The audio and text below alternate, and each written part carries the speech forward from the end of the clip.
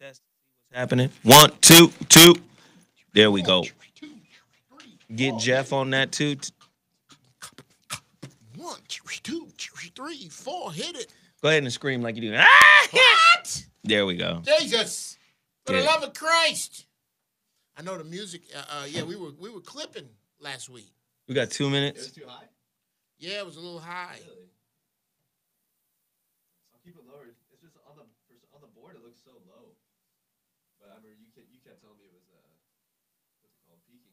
Yeah, but I thought it was me on this end, so I turned down the gain in here. It was still. Yeah. Do you have his instrumentals? Thanks, 'Cause- comma, but no. We're live on. The truth that sets you free may also tear your life apart.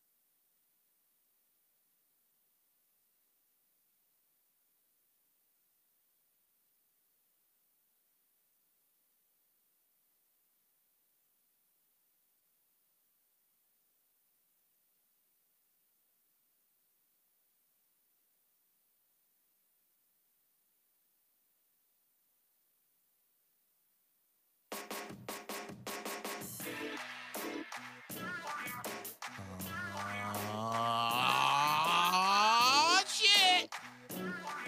It's the inappropriate hour with Geoff Brown. There's some folk that didn't make it. That was here last week that ain't. But you are. And I am glad to know it. Glad to be back talking with you again. This week.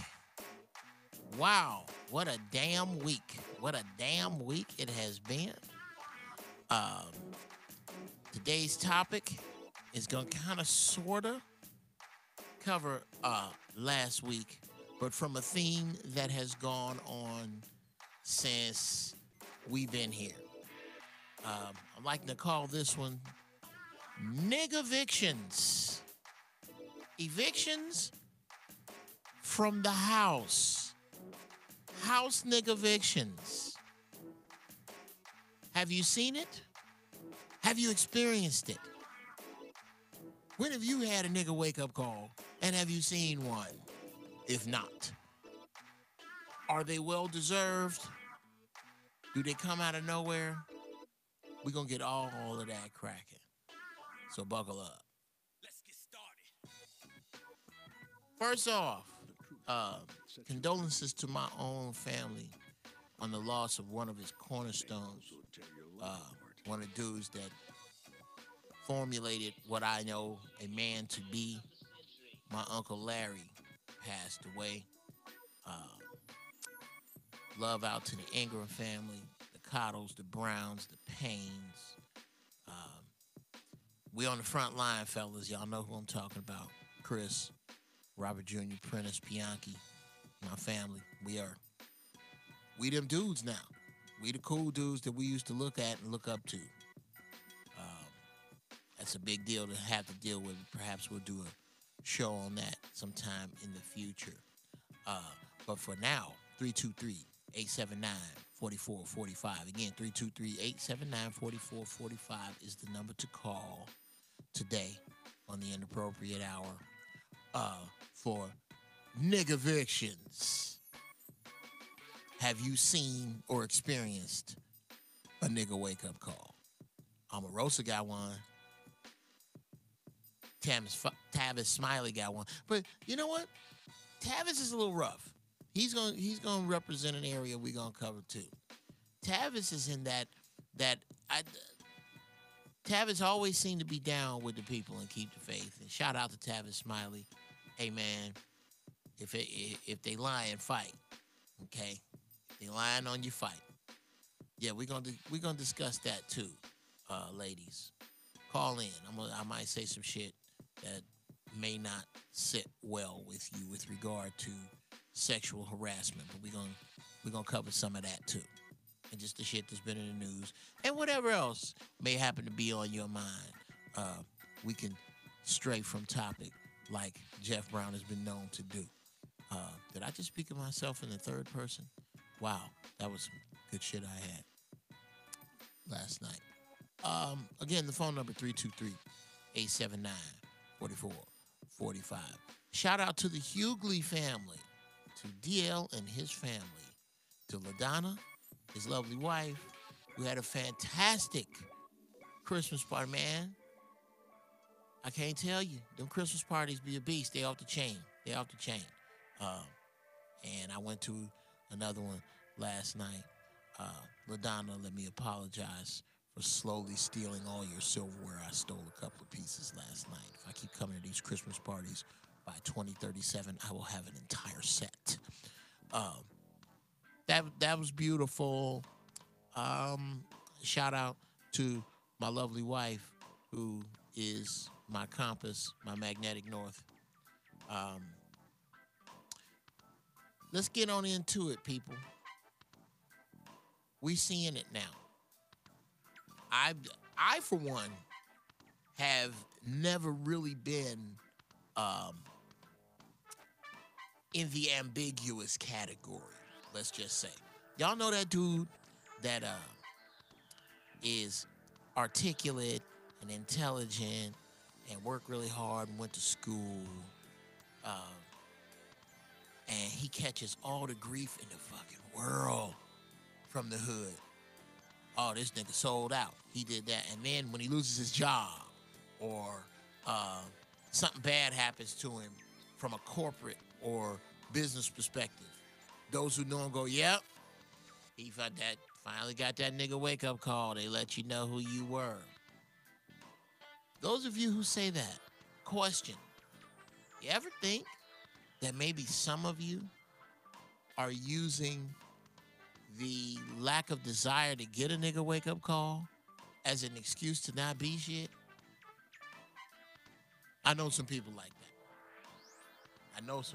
that. And it drives me bananas. I don't think everybody fairly should get that. Looks like we got a phone call. All right. Caller number one, the first caller on the Inappropriate Hour with Geoff Brown on this beautiful Thursday. Thank you so much for calling. What your name is and where you from and what's on your mind. Hello? Caller going once. Caller going. Hello? Hello? Hey, who this? It's Angel. Angel, what's going on? Where you calling from, Angel? Yo, what up, man? From Phoenix, AZ. Angel from Phoenix, AZ. How you feeling, brother? What's on your mind? Pretty good, man. I'm just feeling man, what's up? Gotta get ready for work. Well, what's on your mind, Angel? Thank you for calling me to tell me about work, but I know you got something else on your mind. What's going on, Doc? I don't even know what is this number, bro. I don't even know what I called. You don't know what you called? Nah, I don't even know what this number is. Okay. Well, let's explore that for a minute, Angel. Did you just kind of like pick your phone up, close your eyes, and start dialing some numbers? Were you trying to dial Pizza Hut? Were you trying to figure out if your car was ready? What did you pick up the phone to do?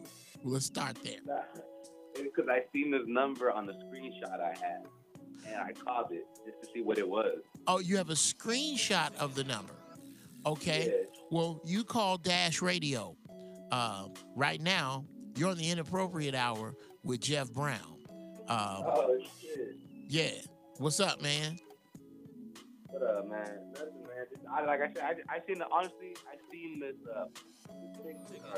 I seen this number on Adam22's Twitter, so I screenshotted it. Oh, okay. Well, there you have it. Yeah, this is Dash Radio. What you might want to do is go to dashradio.com and start listening to some of this fly shit.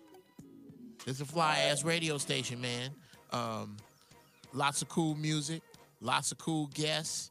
I'm holding down Dash Talk, which is I do this every Thursday, where I get on the air and I say really horrible, fucked up shit that you really want to say, but you can't. Stuff you want to do, but you don't. As a matter of fact, Angel, you said you're on your way to work? Yeah. Okay. Here's a service I provide. If you don't like your job, but you know if you quit, you can't get unemployment, you need to get fired. So what you do is you turn my radio show up for 15 minutes, and I promise you, they will send your ass to human resources. Now, do you like your job? Hey, honestly, I really do actually. Okay, well, just keep it in mind, Angel. If you ever want to get fired, just turn my show up, and I'll make sure it happens. Especially if you call in, I'll do just some horrible shit. You text me some notes on some people that work where you are. But we're basically pissing on the wheel of progress with this phone call right now, Angel, because you didn't call for the topic, which is the nigga wake up call. That's a whole other yeah. The show's about nigga wake up calls. It's where black people who forget they black fuck up bad enough, and then white people let them know, like Omarosa. That's what the show is about today. So just keep this number. Remember, next Thursday you can call. You can call in or listen to Dash Radio. But for right now, get the fuck off my phone, Angel, and go on about your goddamn business. Man. All right, doctor. Okay. Have a great day. Go get him. The fuck was that? I need screeners, Cole. I think I need a fucking screener. This fucking guy, Angel, here's his number. I'm just gonna dial it. What the fuck was that? Okay, but shout out to Angel. I'm glad you called in, and at least you know about Dash Radio now.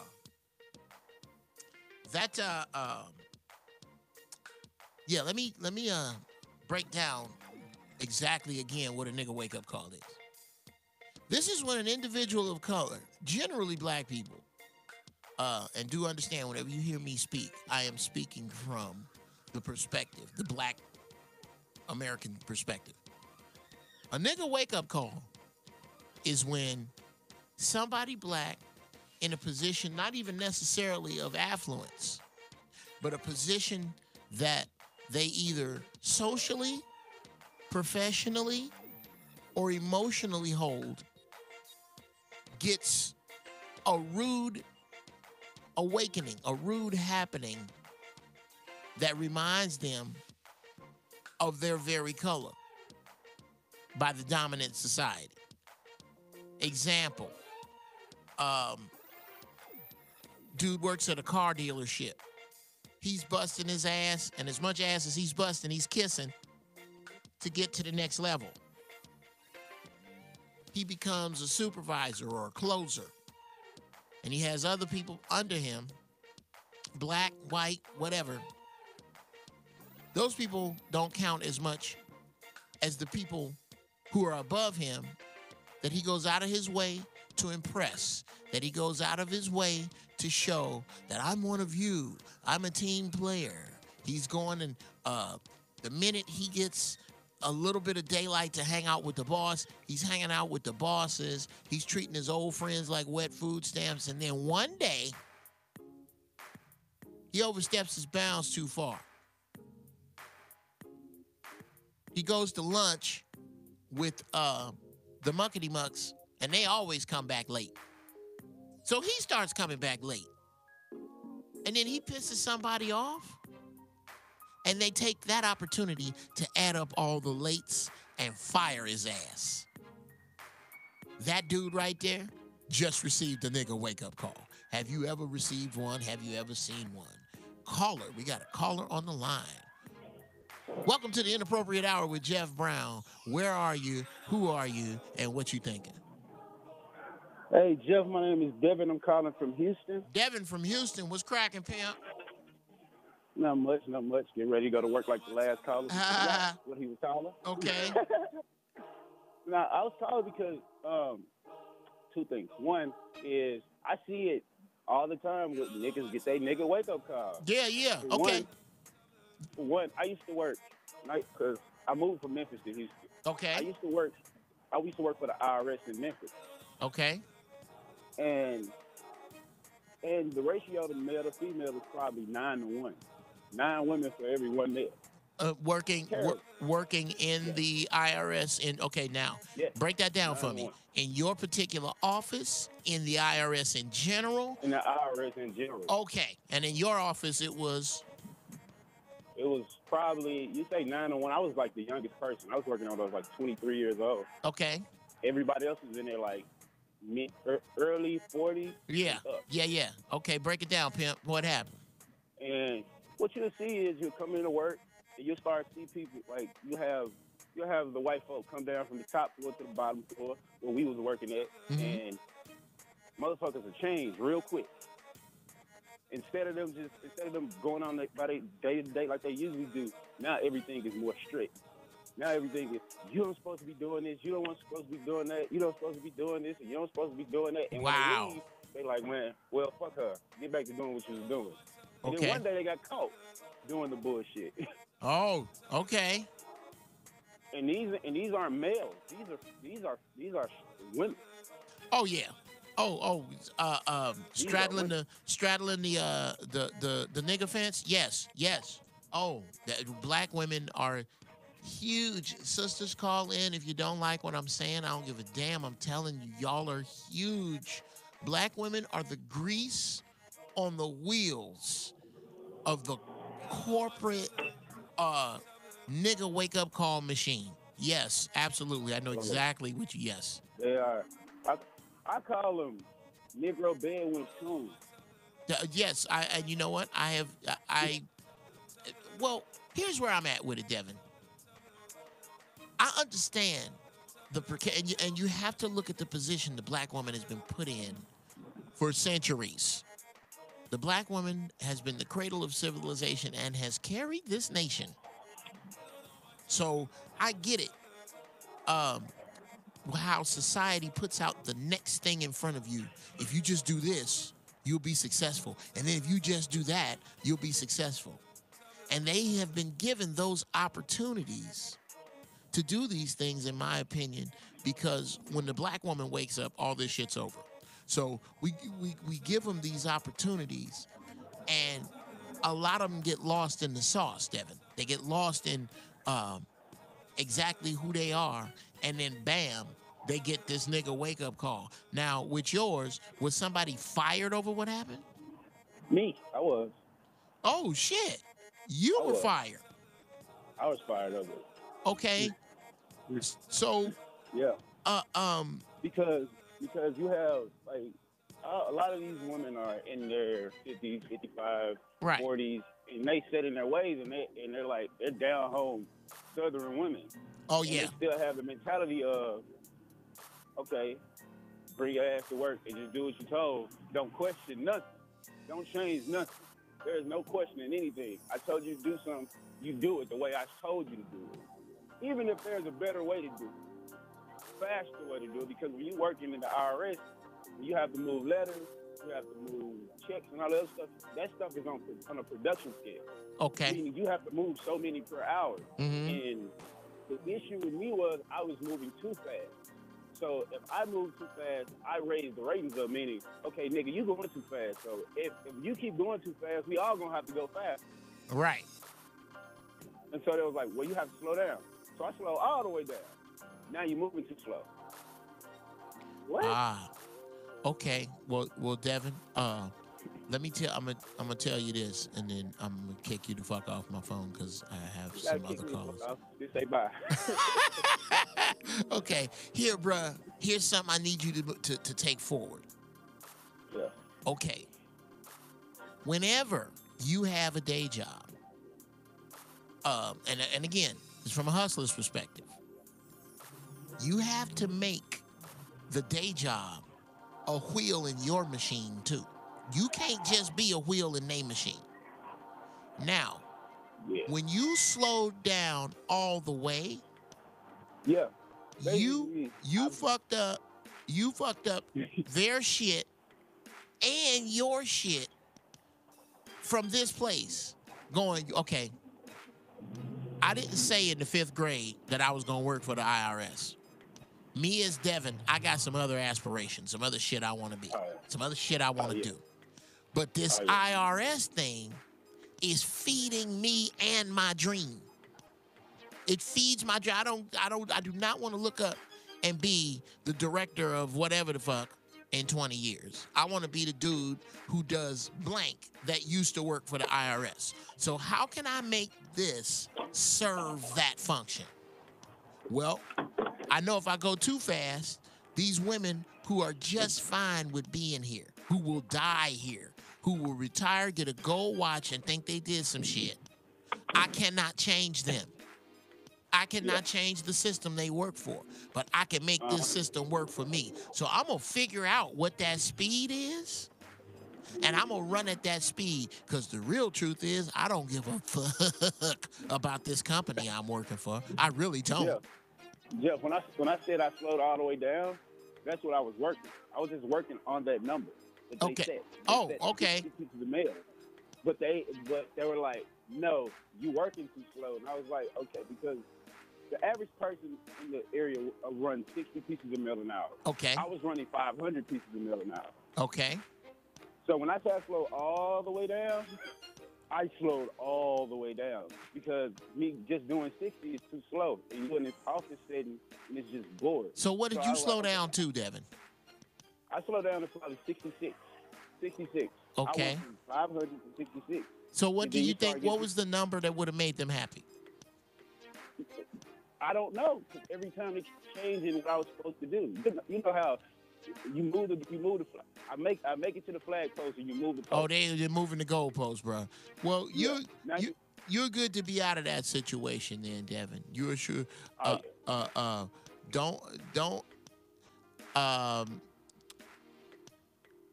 can I put this? Don't ever hold on to a situation so long that it just beats all the fucking life out of you. You got to know when to move on, but you also have to understand that whatever your dream is, you're going to need to make sure that it's being fed by your day job. But, hey, Dev, thank you so much for calling in, man. Don't be a stranger. You know I'm going to be here every goddamn Thursday. Well, as long as they let my ass be here. We got another caller. Welcome to the Inappropriate Hour. You're on with Geoff Brown. What your name is, what you go by, what's on your mind, where you from? Hello? Hey, Geoff, this is Reggie from Indiana. How you doing? Reg from Indiana. What's going on, Doc? Nothing much, nerd. Nothing much. Interesting topic today. I wanted to chime in on my version of getting a nigga wake-up call. Yes, sir. What happened? Okay, well, for about 20 years, almost 20 years, I've been in the pharmaceutical industry and large pharmaceutical companies and such here in the Midwest. And I've always been successful there.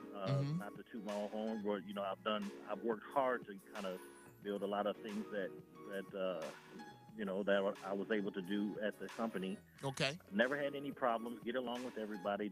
Everything's fine.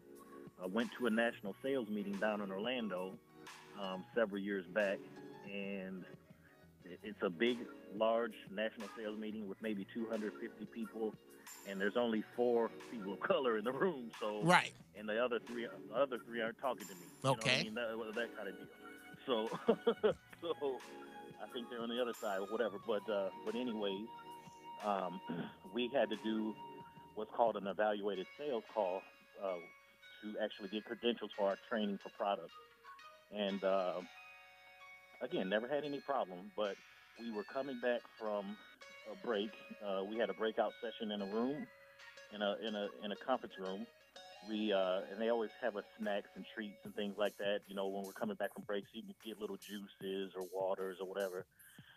So I came back into the room in the middle of, and we were all listening to 2 representatives giving a full-blown evaluated sales call where they had to get a grade in order to pass this class to be credentialed to sell this product. Okay.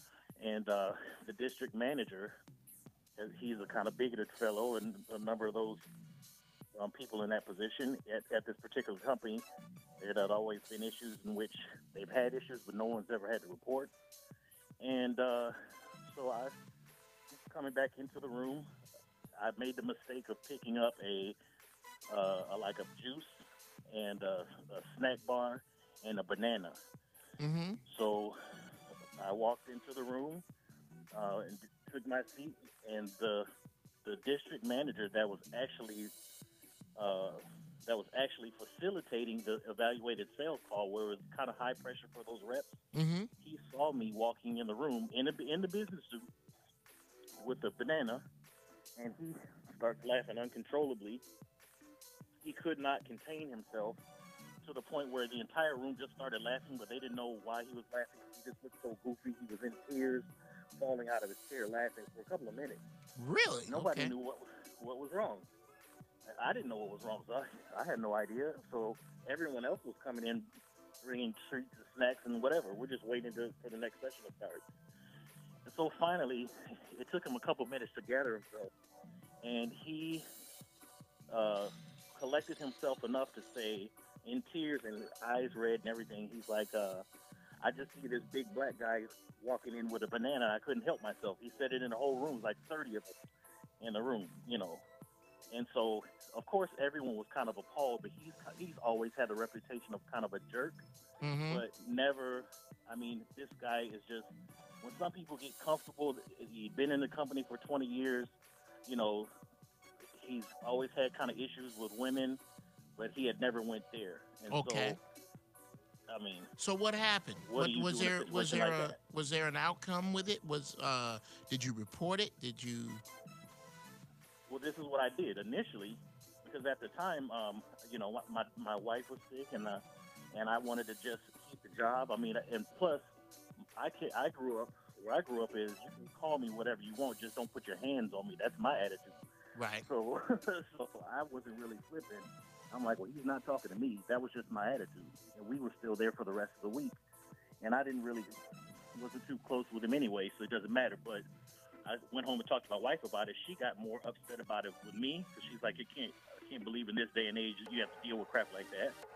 So what the outcome of it was that that same manager eventually tried to get me fired because they were uncomfortable with me. My production was flawless. I was winning awards, Mm-hmm. all these kind of things, and he tried to get me on some other stuff. I guess they were just uncomfortable with me. you know. Okay. And I've never done anything to rock the boat, or nothing to warrant them just attacking me. But they needed somebody to pick because their production was low. So a lot of times people will look for weak managers going to look for scapegoats for a reason, and to try to get people to let go. So what I did was, this was about 6 months later. I went ahead and used that situation because they started trying to play dirty with me, and so I flipped it on him, and I documented that situation, and I reported it to the regional manager about that situation in Orlando. Mhm. And so luckily, it was a blessing because I called the regional manager. At this point, I didn't have anything to lose because I'm like, they're just trying to ride me out. They were playing games. You know how people start, like the previous caller, they're doing a moving target. They're doing all this stuff. They're playing Survivor with your career. Mhm. This kind of stuff. And Wow, and they're so playing what I did- Survivor with your career. Oh yeah, no question. Okay, well, Reggie, this just sounds like some fucked up shit at work. Okay, Oh, sure. when this is almost a nigga wake up call. Because you don't sound asleep. Right. Well, no, I've never been asleep. So But it's just I see what you're saying. yeah, what you just described is overt at work racism, and no, excuse me, that's not racism. Overt at work bigotry. Right. Okay, that's bigotry. I'm gonna make fun of you because you different than me. You big black man, you remind me of a gorilla because you have Right. a banana. Right. That's not that would count as a nigga wake up call if it was to the dude with the socially acceptable afro and no mustache that comes in, and everybody go, we can't stand that motherfucker, and then the white boy does it to him. That's the this does not actually qualify as a nigga wake up call, but I thank you for the call just the same. Well, thanks for clarifying that, because it's what it is. But yeah, that's not a nigga wake up call. A nigga wake up call is where when something bad. Yes, here's the earmark of a nigga wake up call. When other niggas watching it feel great when it happens. Right. No, nothing like that. Yeah, like when Omarosa got kicked out of the White House, it's not the same. Yeah. That's a nigga wake. That's probably the most vocal, the most high profile nigga wake up call I have seen in a long time. And it feels so good to see. That's not the same. Good. Yeah, exactly. But thank you so much for the call, man. Keep calling in. Reg from Indiana. Yeah, man. That's not, no. A nigga wake up call is when it's a nigga you can't stand gets what he deserves, he or she. Keep that on your mind. Nigga wake up calls. When have you seen them? When has it happened? I've got to go pee. I'm going to be back. When I get back, have your ideas ready, because I got a couple of questions about nigga wake up calls. See you in a couple minutes.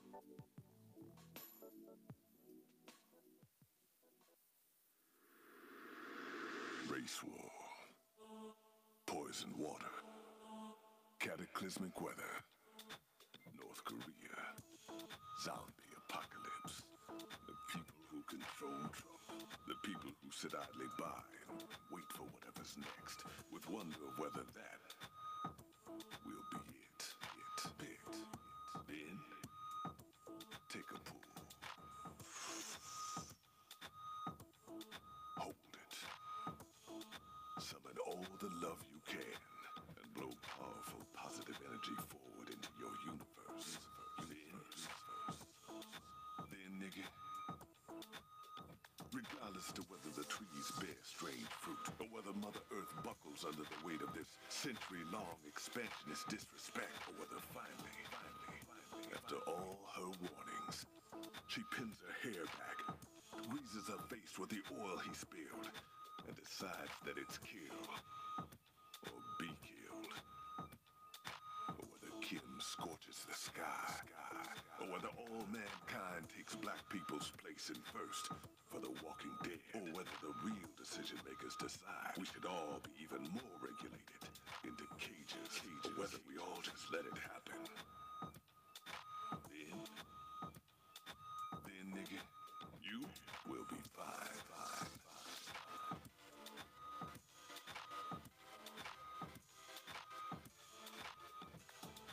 Damn, this sour Louie is fine.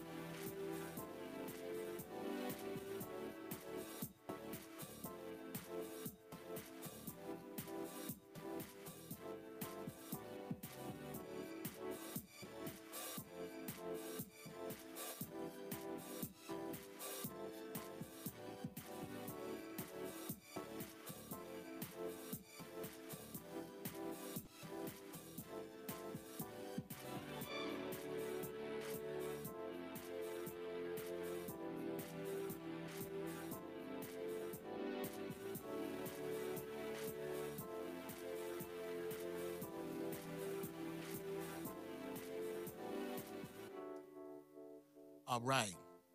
You're on the ride with Geoff Brown in the Inappropriate Hour.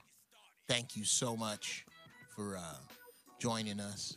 If you're just joining us, nigga wake-up calls, nigga evictions is what I'm calling it. When you get thrown out, when Master throw you out the big house, like what happened to Omarosa. Isn't it just the greatest thing to watch? Is it just me? Or are you made excited by Jasper-ass shade tree house coons? That's what I call them. And I use the term nigga wake-up call. I feel I use it inappropriately, and here's why. Because I'm on some serious other shit that I think we all need to try to jump on, which is if we're going to control the narrative, it's not going to be given back to us. We're going to have to kidnap the narrative. Kidnap the fucking narrative, okay? To that point, I say this. I don't use the word nigga the way I used to, and I don't feel bad about it. And I have found a way to reason it away to where it makes enough sense to me. And I'll share it with other people, and if it makes sense to them, fine. If you get a chance, YouTube Hakeem Green. Shout out to Hakeem. Hakeem Green, the word nigga. Just Google that. Or YouTube that, rather. And there's this wonderful video with him and another dude. Shout out to the other dude. I don't remember your name. You the other dude. Just like in YouTube, everybody know Bono and The Edge, but they don't know Adam Clayton, the drummer. They don't really know him. So they call him the other dude. That dude play drums, you the other dude. You the other dude. Shout out to the other dude that's in the video. That breaks down the word nigga and the fact that it's only been derogatory for 500 human years. 500 calendar years. As long as white man's had his hand on it. It's been bad. Before that, it always meant king, ruler, god, or exalted one. Everywhere you found it, in every iteration of it. So, nigga wake-up call kind of alludes to the term, the definition for the term that society has for it. Ignorant, inferior, lazy, stupid, and we're going to hang it on black people. I don't look at that word that way anymore. I don't view that word. That is why those of us who have had a connection to it, is because whether you know it or not, you are connecting to your God side. Nigga means God. So I don't call niggas anymore. I call them either zombies, as in The Walking Dead, or when they really piss me off, Jasper-ass shade tree house coons. But that's too much to put. Nigga wake-up call just bounces out. So you can't Jasper-ass shade tree house coon wake-up call. You're not going to say that every fucking time. So with that ideology, I move forward over into how much I enjoy watching somebody who has invested themselves into these bullshit concepts, like truly if it just bought in hard. And then one day, they get the silly Negro. That shit right there. Has it happened to you? Have you seen it? Did it change you? Were you that dude? Who gonna call him be that honest that I used to be? Yeah, I used to be Harold. You know, like the Wayans, when they do Keenan and Damon do the brothers. We're the brothers, we're singing and we're colored. Did you used to be that dude and change? Call in if you that bold. We have a call right now. Caller. Okay, well, maybe we don't. We don't. There's people call in and go, you know what? He ain't gonna put me on. Well, then fuck it then. But you gotta wait. You gotta wait your goddamn turn. People that's calling in to the Inappropriate Hour with Geoff Brown, which is 323-879-4445. Again, 323-879-4445. I went and snuck and looked in the chat room while I was on my pee-pee break, and somebody typed in how it doesn't matter unless you have diversity in HR with regard to being helped. And I don't have much corporate dealing with HR other than every job I've ever had, every day job I've ever had, I've been fired from. So I have dealt with them on that level. I think early on, I've always been the subversive person. Early on, and whenever I had a job, as far back as I can go, I go back to Sears. I used to work at Sears in 1983. I was stealing shit out of there. I was always a subversive dude. So that's my only point of view is a very us and them, fairly educated field nigga perspective. That's always been my perspective is field nigga, but I've had it confused, and maybe some of you have. I hate when people misconstrue the fact that I'm articulate and think, oh, Jeff Brown sold out. I dealt with that my whole comedy career. My whole career, up until I say maybe 6 or 7 years ago. With people believing that just because I'm arrogant, I'm arrogant, and just because I'm fairly articulate, that somehow that equals disconnected from my people or from my culture. And we got to get away from that. We got to get away from that. We are the creators of language. We are the creators of communication. And I think the people who get the nigga wake-up calls come from a place where they forgot that, or they never knew, and they felt that they were escaping to a higher self, that somehow the collective consciousness is that what corporate America does, what successful white people enjoy, is the higher self, that represents a higher you, that's what you point at. And it's not to say that some of that ain't good. Some of this shit is good. I'm going to tell you right now, in the words of my late grandmother, when my rich uncle get out the po house, I'm buying that boat that Sam Jackson had in the hitman, the Assassin's Bodyguard, the Hitman's Bodyguard. That movie was funny. I enjoyed that movie. But that goddamn boat Sam Jackson was in, woo! I want that boat, and I'm getting it. I'm gonna get some shit that I like, but I get the shit I like because I like it. Not because I need to be seen in it in order for you to think that I'm doing better than you. That's not my get down.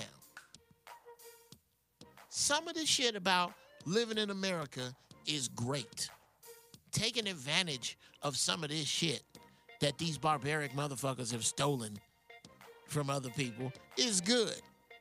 It is not good to lose sight on exactly where you are in that paradigm. And that's who I'm talking about. How Omarosa, how do you feel about Omarosa? Was she ever on our side at all? I still think that, I'm going to be honest. In the back of my head, I have no proof. I'm not accusing her of it. So I don't think I can be sued. I'm not accusing her of it. But it is my opinion that something shiesty went down with Michael Clark Duncan's death. Something shiesty. It just don't feel right. And if I found out that she had something to do with it, I wouldn't be shocked. Now, am I saying she killed Michael Clark Duncan? No. I'm saying Michael Clark Duncan was a cool-ass, gentle giant, and I don't know what the hell, no. I don't know what the fuck he saw in Omarosa, but that was his, hey, it's a pot for every lid, okay? What I am saying is that whatever strategic gain there was to be made financially by his death, her monkey ass was all over it. She was all over it. If there was a gutter-ass way to take a sedity, uppity, conservative, like, yeah, the fucked up conservative road. There you go. There you go, Geoff Brown. When you know the fucked up conservative road, the it's just business people.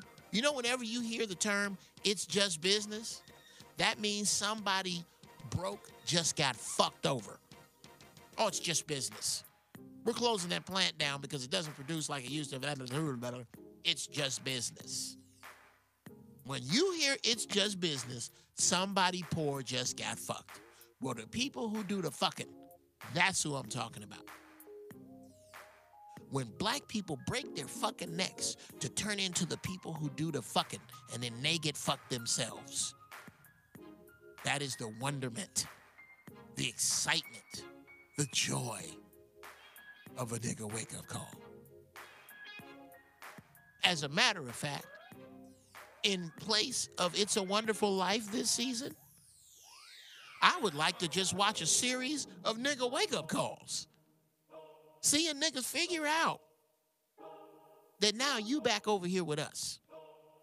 You really never left. You only left in your mind. You can forget you black all day. It's white people that never forget. They ain't gonna never forget that shit.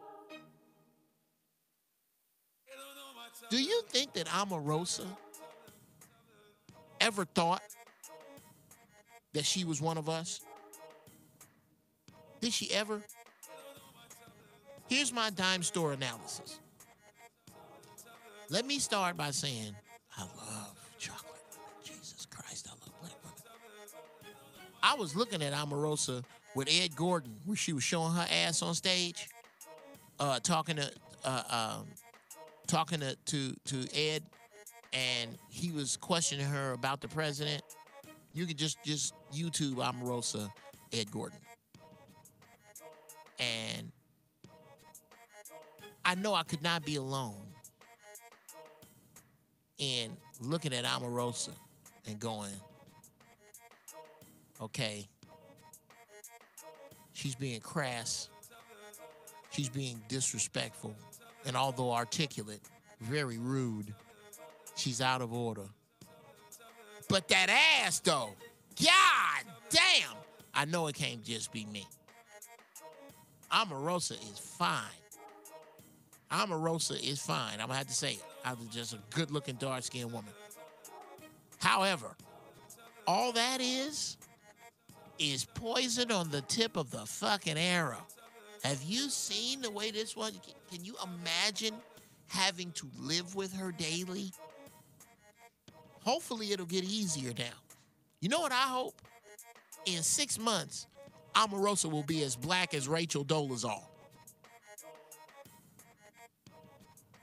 Because right now, they basically could trade skin. As of now, Rachel Dolezal is black on the inside, and Omarosa is white on the inside. As of now. But wouldn't it be nice to see Omarosa come back? Here's an idea, Omarosa. You might want to smoke this over. I don't know if you can pull off faking it, but it sure would be cool to see you come back Afro Puffs and dashiki style and talk about what happened, what you saw in the White House just before they kick your monkey ass out, yelling and screaming, because I understand that's what happened. We got a phone call. Caller, what's up? You are on with the Inappropriate Hour with Geoff Brown. What's on your mind? What's your name? Where you from? Yo, it's Blake. Blake, what's crap? Oh, hey, what's going on, Blakey? What up? Hey, man, thank you for calling in again. Where you from again? From the DF Dub. From the DF Dub. Blakey from the DF Dub. What's going on, man? Are you listen, you down with the topic? Yeah, I've been listening. Okay, so I don't have no experience, but like no personal experience, but I just wanted to say that I personally find nigga wake up call a fetish. I love it. Oh, that's hilarious. A fetish. Okay, well, describe your favorite one. Like, other than Omarosa.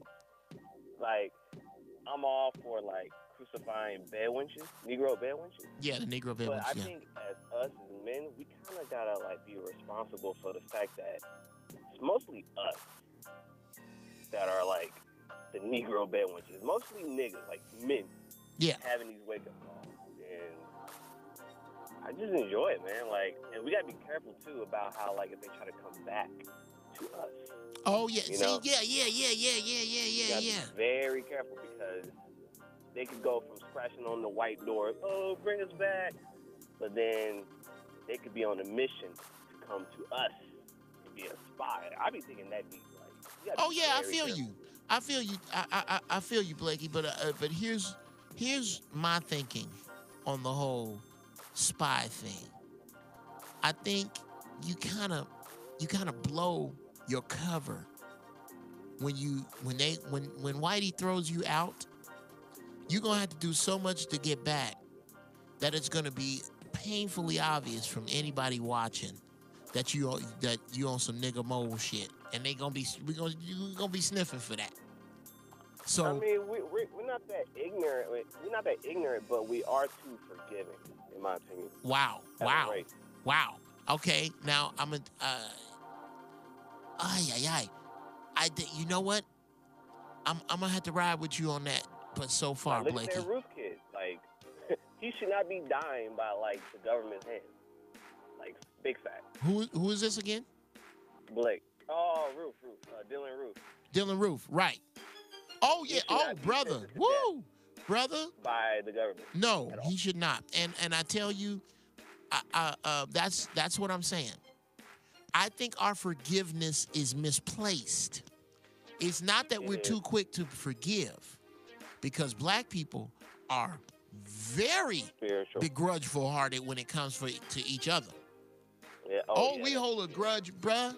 Black people do not want to forgive other black people and love telling each other no. Love it. So I don't Kinda think guilty of that too.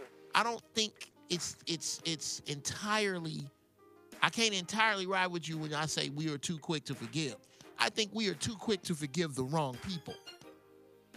There we go. We are too That's- quick to yeah. forgive the wrong people. We were just talking about Right. this yesterday. And I'm a tread lightly on this. I'm not gonna say I don't respect him. I'm going to have to say I do not understand him, and I know in my heart of hearts I could not be Trayvon's father. Oh no, not at all. I Not could at not. fucking all. I could, dude. I don't know how to honor my son's memory while George Zimmerman is still walking around. That's me. Yeah. That's me. I Yeah. ain't talking about No, nobody that's me else. I ain't putting no death threats on George Zimmerman. I'm talking about me as a father to a young male who owns the same name as you. There's a movie, God damn it, it's a Sean Penn movie where he plays a cop that goes undercover. What is State of Grace? There is a term, there's a scene in State of Grace where the main mobster sits down with Ed Harris's character. And he's actually talking about Ed Harris's brother. And he says, who is played brilliantly by Gary Oldman. And dude says, hey, your brother is a thorn in my side. And every breath he takes is an insult to me. That is exactly where I would be I feel the same way. with a dude that spilled my son's blood. I could not dishonor his memory by letting you live or die trying to kill you if you did something to my son. And I don't understand black people's ability to forgive on that level. I just don't have it. Yeah. I don't. It's hard for me to respect Florida gangsters, like, to be honest. Exactly. How do you respect? It's really hard. I've said that, brother, over and over. I don't know, and fine. You can be mad at me and shoot me, but I didn't kill Trayvon. Right. You shoot can me. Why don't you shoot that motherfucker? Yeah, as well? exactly. And you can get funky with any black person that talks about you, but still, that this flies in the face of your gangsterism, and yeah. I'm with you, man. I'm with you 100%, man. Thank you so much for the call, Blakey. Don't be a stranger, man. You can call every week. You think of something else, you can call back. We got another caller on the line. Thank you for calling the Inappropriate Hour with Geoff Brown. What your name is, what's on your mind? Hello? Caller going once. Caller going twice. Get rid of your Boost Mobile. Next caller. You're on with an Inappropriate Hour with Geoff Brown. What's cracking? What say you, sir or ma'am? Kansas City, Ronald Haskins. What's your name, Doc? Ronald Haskins out of Kansas City. Ronald out of Kansas City. What's going on, Playboy? How you feeling? Oh, not too much, man. I disagree with you on the forgiveness part, but some of us do forgive too soon. Yes, sir. But I'm from Kansas City, where I grew up where we had multicultural neighborhoods. Right. I grew up a little bit in Overland Park for a little bit. I was in Overland Park for a little bit. Yeah, okay. But I'm from Wyandotte County. Okay. So with me, it's like I'm more apt to give a brother more leeway than I would a European. Okay. Yeah, that's you know what, and that's a pervasive, growing attitude that I'm happy to see. Go ahead. You know what I'm saying? So, but and I'm going back. I remember this nigga moment I had, right? Okay. So now here I am, the dude trying to tell me at the job, like, man, you got to watch what you say. Now I'm a felon. He's trying to. Now I transfer down to Texas for the job. Okay. And he's like, man, you got to do this. You gotta be like this. I said, man, I'm not kissing no man ass. I said, because I got a little son. I said, how can I tell my son to be a man? And his daddy got to, watch what he say or be a certain behavior, because at the end of the day, I may lose his job, but I'll never get my manhood back. So wow. So check it out. So he kissing ass the whole time. He lose his job and say, hey, man, I don't know what I said, man, I don't know what to tell you. So, because I was there just enough to get the experience to start my own business up. So I wasn't there as a career. I was just there to get the information I need to go out in the world and start my own business. Ronald, I hate to cut you off. Hold your thought. But that is exactly what I mean when I say, if you got a day job and a dream, and I'm telling y'all right now, day jobs, maybe y'all can't see it. Day jobs are becoming a thing of the past, okay? Day jobs are becoming daydreams. Now, if you got a job, a thing that is your, and what was your thing? What was your thing, Ronald? What was it that what's your... I was a barber, then I got into logistics. Okay. Well, if whoever this is out here listening to me, that you want to be something, you got to make your day job a wheel in your machine. You got to look at it like Ronald did. This is a means to another end. I'm trying to do some other shit, but I need this shit I got because I got to eat. You got to get your dream. You got to fortify and feed your dream until it can carry you. If you don't, your dream will die. Trying to stress your dream out with bills and all that other shit. Lay it down. Yeah. So yeah, man, I'm glad that. Now, go ahead with your thought. I'm sorry. No, because what it is that, because when I came home, right, I'm listening to everybody talking about how hard it is, right? And I heard that one cat say, as a black man, you got to work 2-3 times harder than a white man to get ahead. Mm-hmm. No, I said, why put that much energy into something? No, what you got to do is learn the game and then take the game with don't get into something where you can't go out and do it on your own. I don't know what you mean. When I came home, I had a barber license. Mm-hmm. Then I went to get my CDL. Then I don't laugh though, dog. Hey, I went to school to get my nursing license, man. Man, why would I laugh? Okay, okay. Yeah.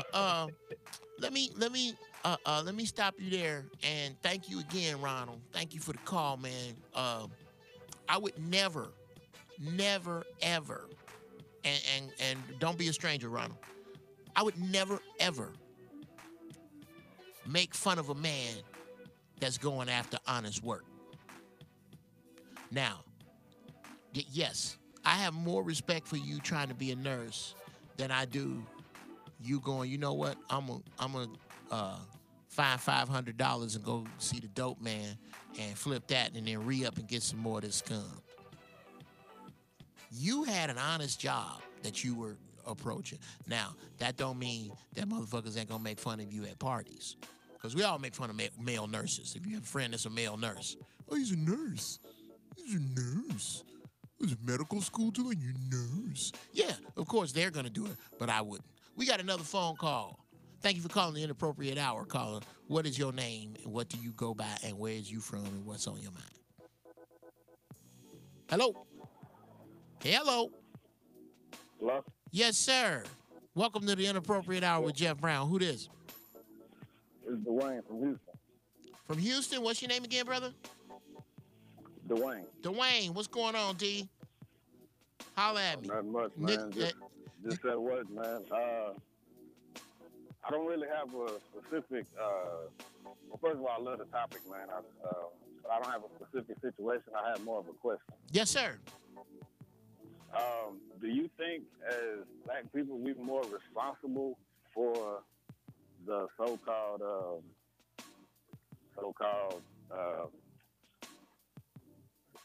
house nigga, so to speak? You know, the way situation with Omarosa. You know what I mean? Are we? When I look at her, yeah, we were responsible for her becoming the way she is. Because the way I look at it, when I see her, I see a little girl who didn't get a lot of compliments. Go in, Dwayne. Yeah.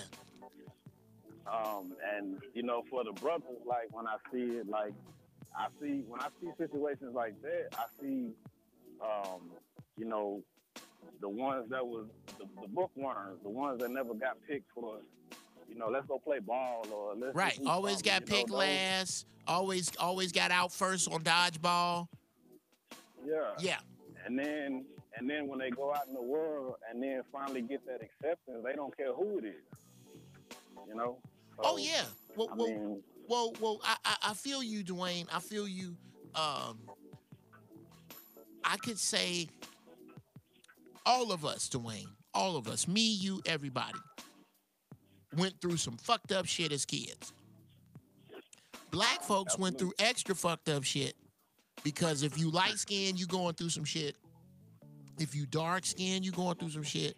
I was kind of in the middle. I identify with dark skin. I'm kind of like I got some like mahogany reds in my skin, but I got dark skin tendencies. I'm over on the dark skin side, but I have really, really curly hair, and I skipped a grade. I never went to the 6th grade. I went straight from the 5th to the 7th, and I had my own crosses to bear with black people trying to figure out how can I single you out different from me so I can ridicule you.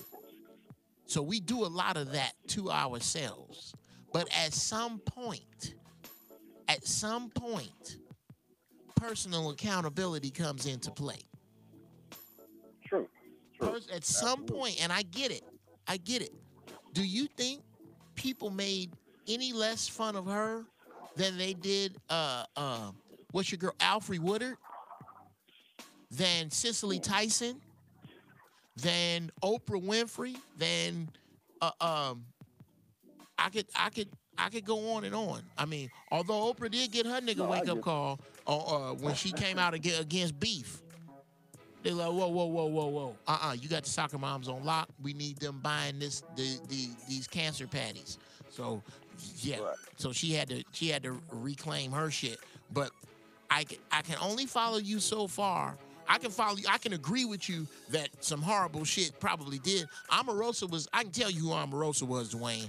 Omarosa was the girl that when she was little, people treated like a wet food stamp. And then she had that one summer and she came back to school with that wagon. She came back to school with that ass, nigga. Niggas was like, wait, let me rethink this. Omarosa was that girl. Don't get me wrong. I'm not making excuses for her. I'm just wondering, are we more responsible for it in the sense that we the only ones who gonna be able to fix that? Oh, because honestly, everybody follows our model, no matter what. Yes. I mean, look at hip hop, at movies. Everybody follows what we do. Yeah, the world has no idea what's cool until we do it. Right. I look at it like if we started treating our sisters a little different and our brothers like each other a little different, period, then I mean, we wouldn't feel like that white ice cold kind of situation. You know what I mean? Like you wouldn't have to worry about, oh well, I don't have to sell myself because I don't need your job because my brother I went to school with, he has a company and I'm gonna go help him start his, and brother. he's gonna put me on my way to start mine. Wow. Okay, Dwayne, you digging into some really deep shit here, and how the core change to happen to where we don't need nigga wake up calls starts with unity. I love that, man. I love that. That is absolutely. I never looked at it that way. That absolutely makes sense. That. From a way get back to it on a DNA level. How do we change this? From a deoxyribonucleic acid down on the goddamn double helix side of the game with this, yes. But in order to do that, you have to get to a place where before you can love yourself, you need to know yourself. So we get that there to before once you know yourself, the doing things to fit in with the status quo. The white man's ice is colder. Once you realize that the richest man in human history was a black man, that language comes from you, that science comes from you, that math comes from you, that navigating by the stars, all this shit comes from you, then you start to look at getting over there different. And how did over there become over there?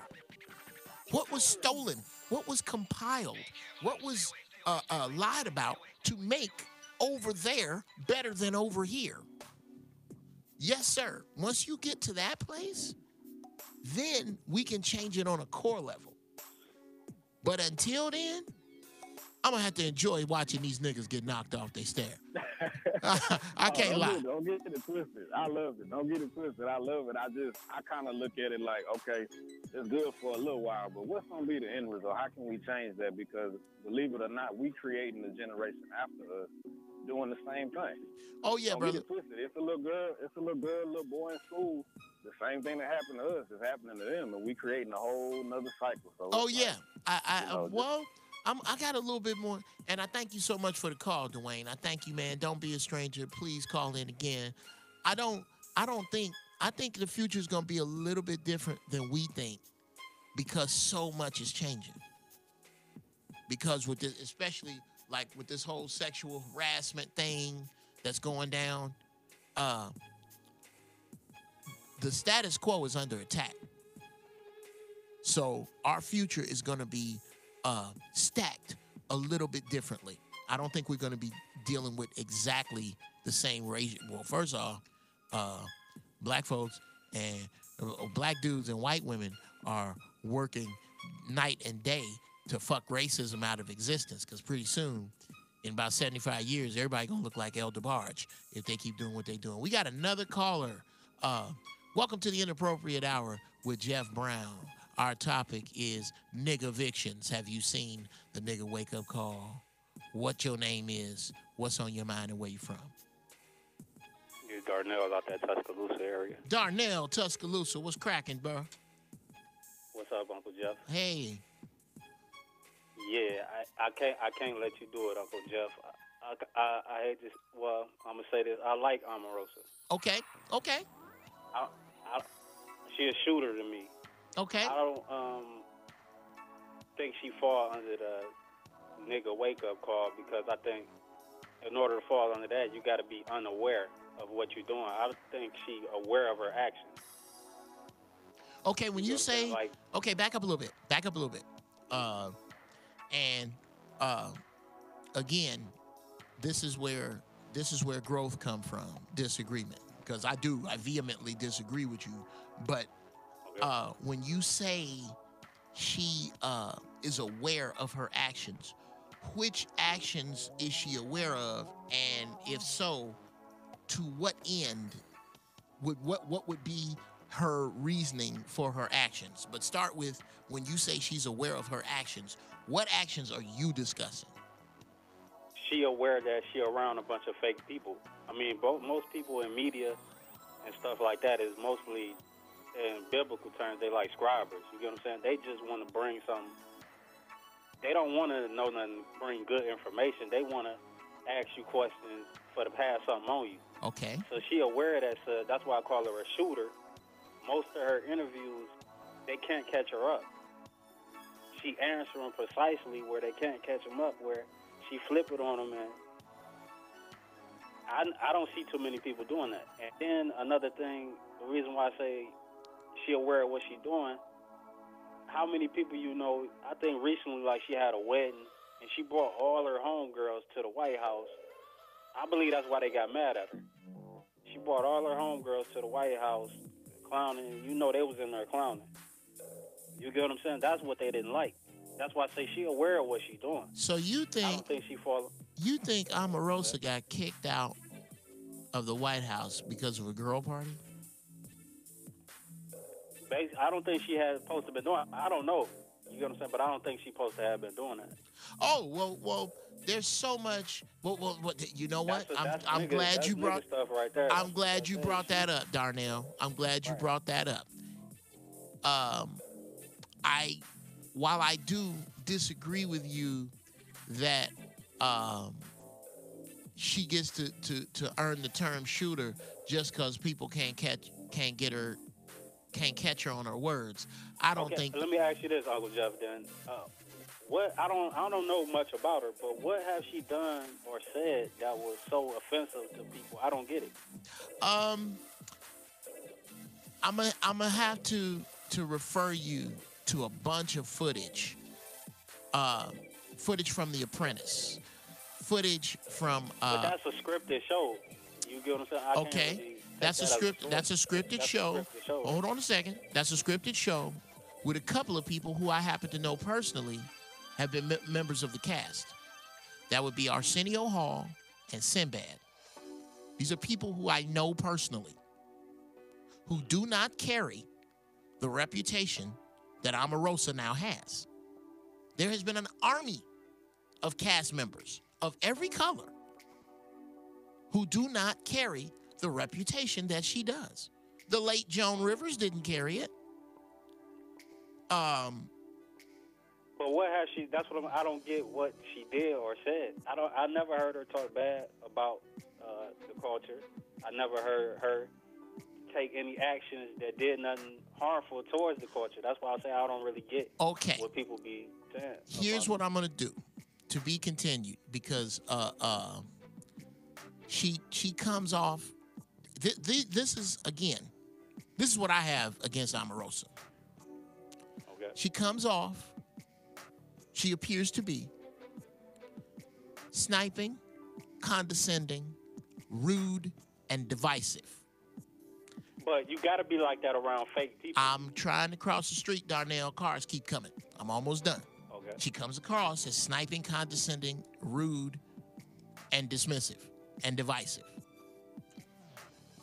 I have never heard her say anything in particular with regard to the culture that was derogatory that I can tell you right now.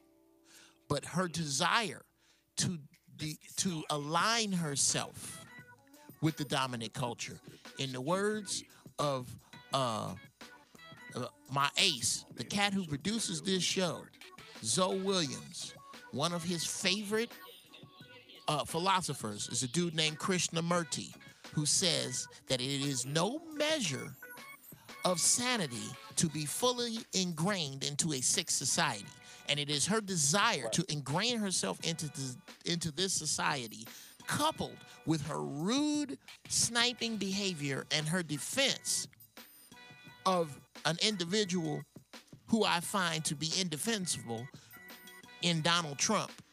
And again, I don't throw Donald Trump under the bus entirely because I think it's some people that's handling this dude. But for her to align herself with that, that's my issue with her. Now, what I want you to do is I'm going to put this up on YouTube. It's streaming to YouTube Live right now. I want you to comment and ask me that question in the comments, which will give me time to do some research, and I will find you some off-color shit that she has said and done. Because, trust me, just because I don't have it on deck does not mean it does not exist. It just means that I looked at her as rude, sniping, and dismissive, but fine with a pretty chocolate ass, and went, you know what? I looked at a few of her interviews. That's how they approach the interview with their questioning. See, people try to be witty and slick when they asking questions. Darnell, that is not... In that way, you have to answer certain questions another way. Okay. Because they try to get you to say stuff they want you to say. Okay. So you have to be intelligent enough to articulate stuff. I got to stop you. I understand what you're saying. I understand. Hold that thought. I understand what you're saying. But that would mean that every black female that gets interviewed by the same people... so you're telling me, wait a minute. You're telling me then... Not every. You said every yes. black woman. Every black woman not capable of that. Okay. They don't have I got a lot of paint. Darnell. If you need this custom made, every woman with the aptitude at or above Omarosa's, and I can name a few, that are interviewed on television, would have to take the exact same tact that she does, would have to take the exact same roads that she does in order to make what you are saying about her valid. Because you are saying that she has to do that because they're always looking to get her. Well, they're always looking to get everybody that I see. But it's black, genuine. It has white. to be. The difference is, I see what you're saying. The difference is it have to be genuine. You have to be a genuine person in what you're saying. And that's the difference. I don't understand. You lost me. The genuine how? What, genuine? Yes, sir. What do you mean you have to be genuine? It has to come from a space of I don't want to say a good person, but it don't take me as she's a bad person. You get what I'm saying? Like, some people come off that way and they a bad person. You can tell that because they're not coming from a genuine space. Okay. They not who they are. They just coming from a fake space. Okay. To defend something they flaws.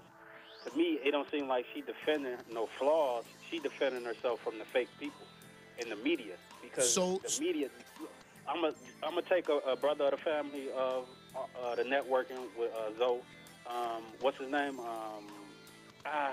Tariq Nasheed. Oh yeah, shout out to Tariq. When he went on Fox, they tried to do that, and then make him look bad because the way he was speaking, they tried to make him look bad because they wanted him to say a particular thing. Absolutely. That's how media works. They want you to say a particular thing. Thank you, Darnell. Excellent example. I don't feel about Tariq Nasheed in any way the same way I do about Omarosa at all. I don't find it. And now the difference is, again, I know Tariq personally. I don't know Omarosa. But even in that, let's just say arbitrarily that I did not know him.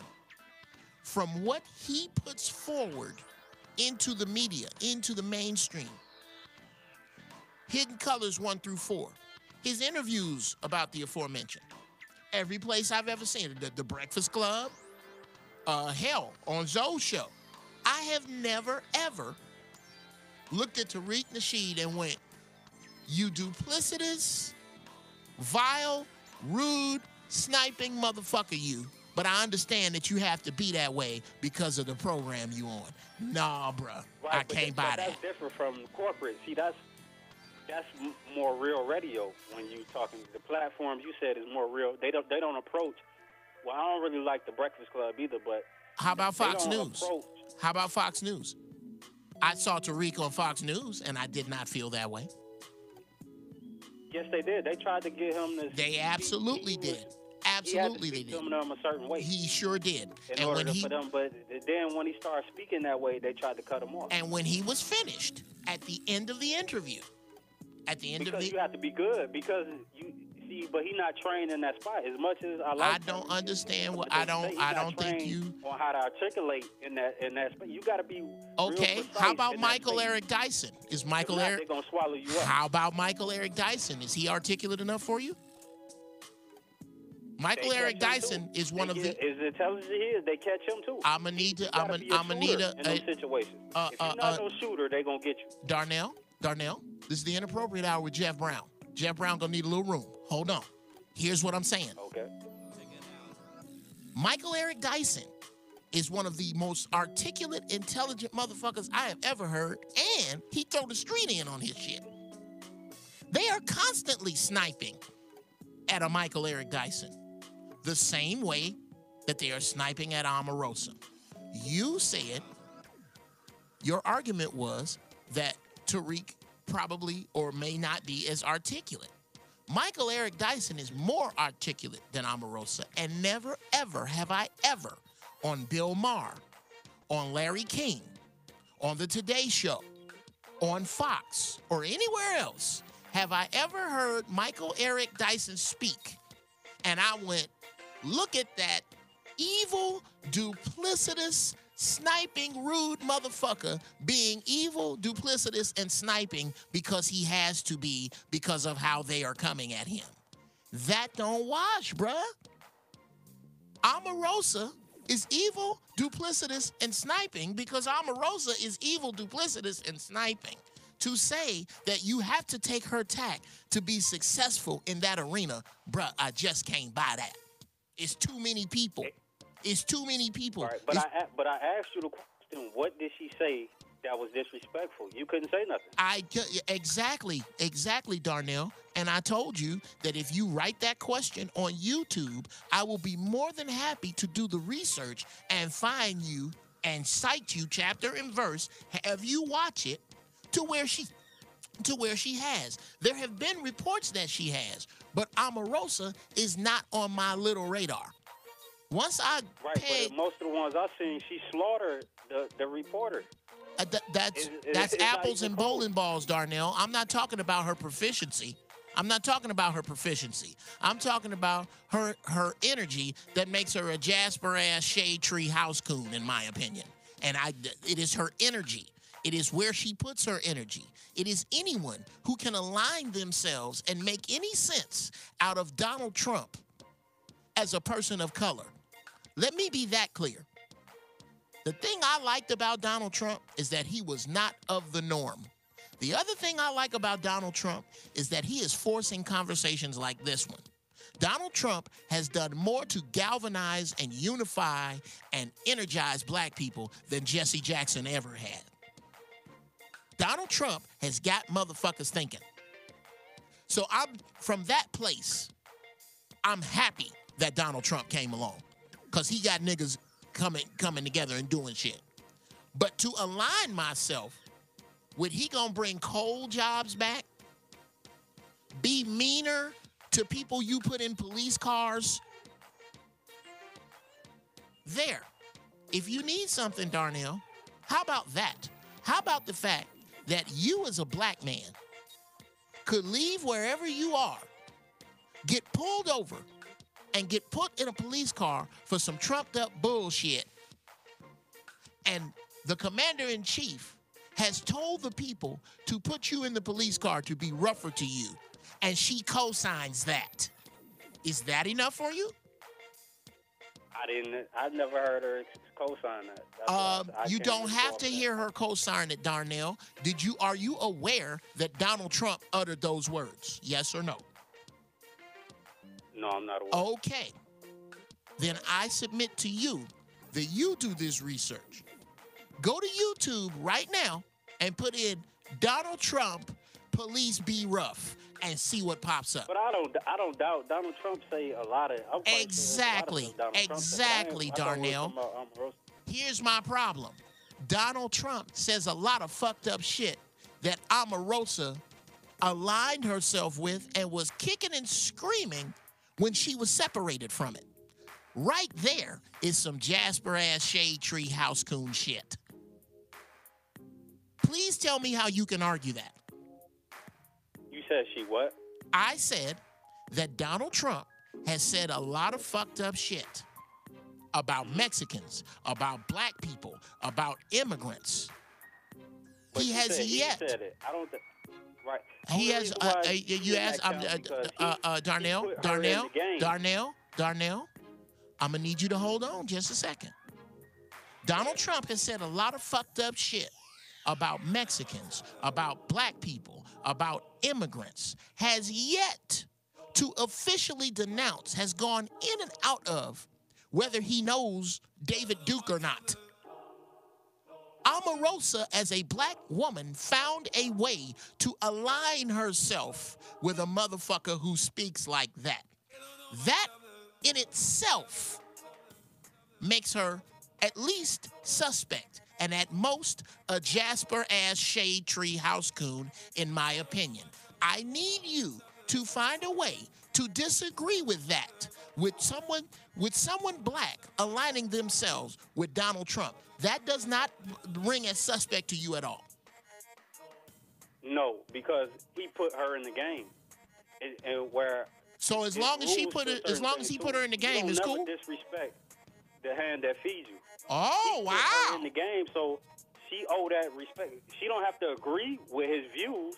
She just have to respect the fact that you never forget the person that put you in the game. Okay, now. You don't have to agree with that person. Wait. If you owe respect to that person. If you never respect, that's just like Farrakhan. He probably didn't agree with every view that Elijah Muhammad had, but you would never hear him disrespect or switch sides against him. That's what you do. Bruh, I love you to death. But did you wait a minute? Wait a minute. Did you just compare? I don't care if they flip out and go crazy or whatever. Okay. So what you telling me then? Wait a minute, Darnell. You are comparing Minister Farrakhan and the Honorable Elijah Muhammad and their relationship. The principle. I was comparing the principle. It's principle. I was saying like she probably don't agree. Well, I'm quite sure she don't agree with what he's saying, but I'm telling you, the only reason why she stuck with it and stayed with it up until this point was because of that. Okay, now give me some evidence to that. She stayed down. Give me some evidence to that. That you believe that she only was down with Donald Trump because Donald Trump put her in the game. Please explain, please. But she really down with the sisters. So basically what you telling me then is that you would have the same confidence if, God forbid, somebody in your family was held hostage and you had to choose between Michael Eric Dyson to talk to him and Omarosa, that you'd be just perplexed because Omarosa is that far down with the cause, Darnell. And she I'm not putting her high in the rank like that. Okay, where do you put her in the rank? That's very interesting. Where do you put her in the rank? I mean, nowhere on my totem pole because I don't know her. You get what I'm saying? But I was just. Do you know Michael Eric Dyson? Do you know Minister Farrakhan? Hello? I know of him. Thank you. And from what you know of, okay, let's go. We gonna follow your logic, Darnell. I like this phone call. We gonna ride this one out. Okay, from your logic, you do not know Omarosa, right? That's what you said. No, I don't even follow. I only exactly see her speak by like a couple times. Exactly. And you do not know personally Minister Farrakhan. You do not know him either, right? I know who? Minister Louis Farrakhan. Do you know him personally? No, I know of him because. Right. No, that's a little bit much. That's a little bit much. You do not know him. Okay. You do not know Omarosa. But in the rank of down for black people, where do you put Minister Farrakhan? Where do you put Omarosa, and why?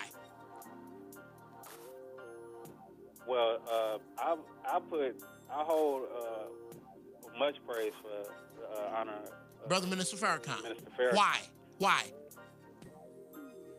Because he breathed air in people. He Absolutely. Breathed life in people. Absolutely.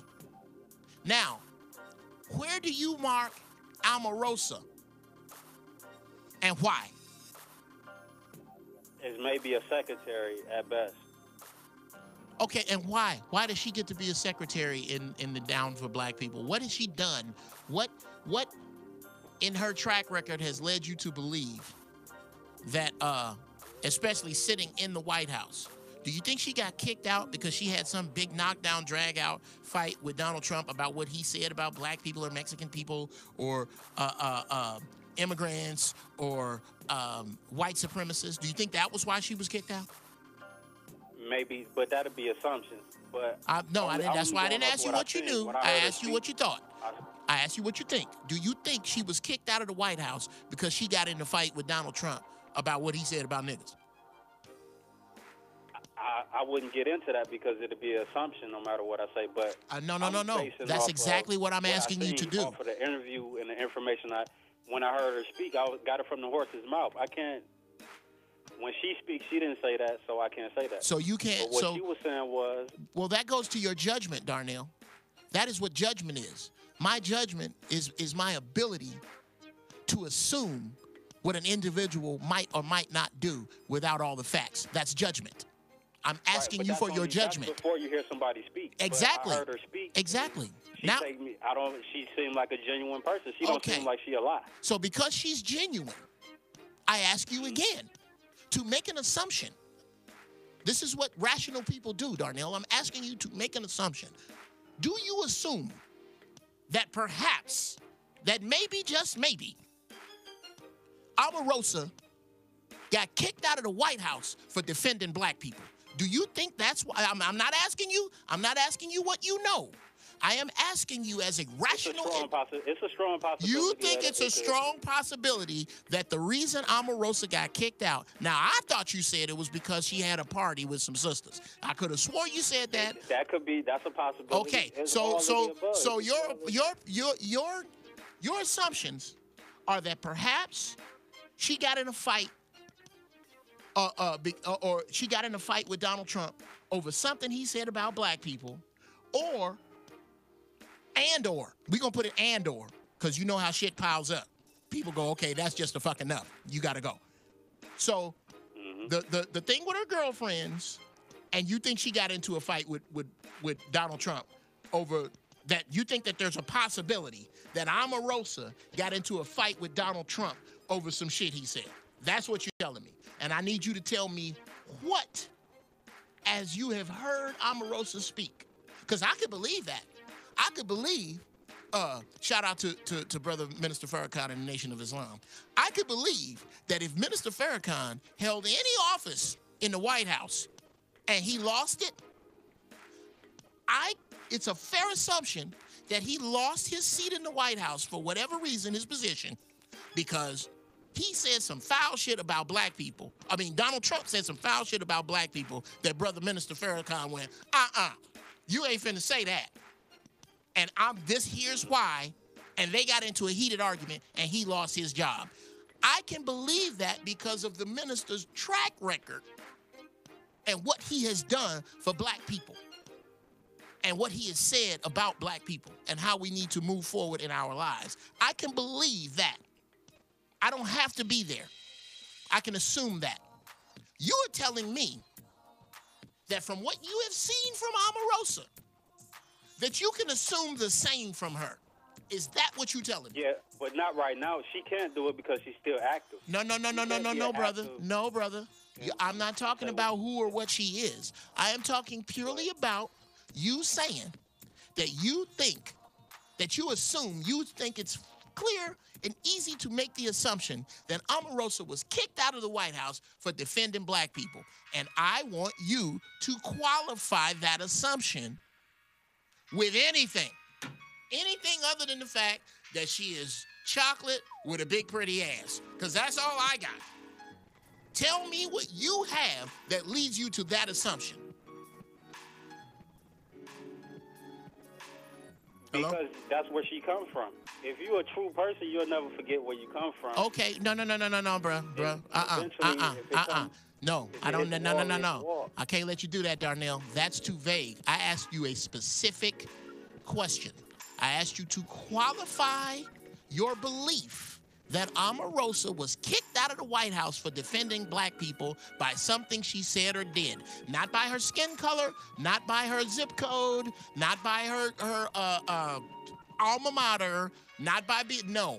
What did she say or do in the past that would lead you to believe, after watching her and the way she shoots people down and the place that she has to come from to defend herself, which was what you said, what of that leads you to believe that she was kicked out of the White House for defending black people?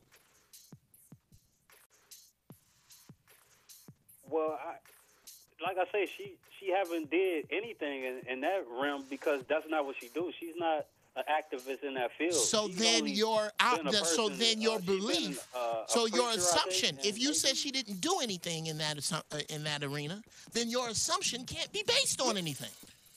What is your assumption based on? When she was a preacher, I don't know. You get what I'm saying? You don't know. Exactly. I'm not asking you what you know, Darnell. I'm asking you, what could you possibly base the assumption that she got kicked out of the White House for defending black people on, other than the fact that she black, the fact that she's a preacher, the fact that she got a fat ass, the fact what? What are you working with? I give you one. Okay, I give you one. That's all I'm asking for. Look who she worked for. Who? The president. Code 45. Look who she worked for. So? Well, I'm sorry. I'm sorry. That's not going to... Anyway, if you're not of that value, of course you're going to bump heads with that person. So what you telling me then, okay, man, I love this phone call, Darnell. I need you calling in every week, because you're telling me then that all of these people, Donald Trump has had the axe out and has been swinging it, and it is bloody and messy. You telling me that all these people that Donald Trump has fired they've been fired for shit that they said in defense of black people? Because that's the only way what you're saying can make sense. They probably been in it's just been disagreement. Okay, disagreement. So you're going to all know the type of person that Code 45 is. What does that have? That's apples and bowling balls. That's apples and bowling balls, Darnell. That's apples and bowling balls. To the extreme. Who he is has nothing to do with, little or nothing to do with whether or not everybody he fired got fired for defending black people, because that's the only way that what you're saying can make sense, Darnell. It's probably just been on the right thing, a disagreement with that's wrong, and what Darnell, what I'm saying is brother, right. I can't tell you what it is, but I can tell you what it looked like. And it looked like you are basing your assumption on Omarosa and the defense of black people because of Omarosa and her articulate defense of herself. Because I don't hear a damn thing. You haven't said one thing that would lead me. Why would you hold her to that statue if she's not in that statue, though? Why would I hold her to what statue? Whoa. No, Darnell, I do not like rhetorical questions. If you ask me a question, I plan to answer it. You ask me, why would I put what on her for what now? Why would you expect her to put her in that statue? What statue? To have to defend all people. Like, she only worked a job. Okay. Here's why. That's it. Here's why. She don't even hold no position. Exactly. She's a janitor. She's a janitor, Darnell. She's no activist. She's a janitor. Rights for rights. She plays third base for the Astros. She plays third base for the Astros. She's a janitor. I don't give a fuck about any of that. Here's why I put her in that place. Because you did. I never. I didn't. Yes, sir. You absolutely did. When you said that maybe, just maybe, she was kicked out of the White House for defending black people, you did. I never was under the assumption That is the core of this argument, is that you are of the assumption that somehow... I said for a disagreement. Okay. You asked me that question. I said maybe so. I said I can't assume. tell you what it is, Darnell, but I can tell you what it looked like. I only could assume. I can't tell you what it is. Assumption of it, yeah. I can't tell you what it is, but I can tell you what it looks like, Darnell. Coming to the White House, we were saying that, but that was it. But most part, I said it was a disagreement. Darnell? Maybe. Darnell? Darnell, bruh, that's that your thinking is circular. I'm trying to straighten it out for you. The crux of this phone call is that you disagree with regard to Omarosa having anything negative to say about black people and their culture. Am I right? No, I disagree with her falling under the nigga wake-up call. I said in order to fall under that, you have to be unaware. You have to be unaware in order to fall up under the nigga wake-up call. Okay. Right, and then it fall into you, then it hit you like, oh, shit, they was fooling me all the time. I don't think she got fooled. You don't think she got fooled? Okay. Nah, I think she totally was aware of everything. She don't take me as a person that can get tricked like that. Okay. Here's where we disagree. Here's where we disagree. Shooters don't get tricked. No, bruh. Shooters get tricked all the time. That's where we disagree. Shooters get tricked all the time. You point to a shooter, I'll tell you where he got tricked. Now, to say that she didn't, and I think this is where we're at odds. Okay. None of this, and I thank you so much for your phone call, Darnell. None of this, none of what Omarosa has done, in my opinion, that I've ever seen, lends me to believe any of what Darnell said. You're right. You have a right to your opinion, bruh. You have a right to your opinion. I'd love for you to call back. And as a matter of fact, I would love for you again to put some shit on YouTube for me. Put this shit on YouTube so I can answer it back for you. I'm gonna have to hit you with a get the fuck out of here. I think we got time for a few more phone calls. We got a phone call. Thank you for calling the Inappropriate Hour with Geoff Brown. What's on your mind? Who this? Hey, Geoff, it's Joe from Tennessee. Joe from Tennessee. Oh, what's up, Joe? How you feeling, Doc? Yeah, man, how you? I'm good, man. I'm good. Yeah, I see the topic is talking about Omarosa. She got charged to the game by trumping him. Yeah. I think people should read this book.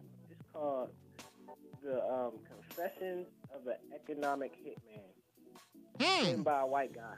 Confessions of an Economic Hitman. Yes. And he talks about people in the dominant society go around and use people as puppet leaders. Right. And I feel like that, and they use them to do the bidding for them. I feel like that's all people like Omarosa, Obama, Sheriff Clark. I feel like that's all what they do. Yeah, they're pawns. pawns. I was kind of talking about. Yeah, that's what I was talking about last week when I was talking about how we need to like really start checking them for like basically cooling for nigga trinkets. Oh yeah, bro. Oh well. And, now what does hold that thought? I want you to definitely expound on that. But when you say we need to start checking them, what does that involve in your mind? Like really, like not really. Probably use a better word than checking. I feel like we should just distance ourselves. Oh, absolutely, absolutely. Like we shouldn't like. Really Identify and ostracize. Identify and ostracize. Yeah. And one dude who called him before me, I don't know what the hell he was talking. He was nigga battling. Oh, well, bruh, you have to understand. You have to understand, and I appreciate that was Darnell from Tuscaloosa. Brother, I appreciate you. Black people have got to find a way to disagree and still appreciate one another.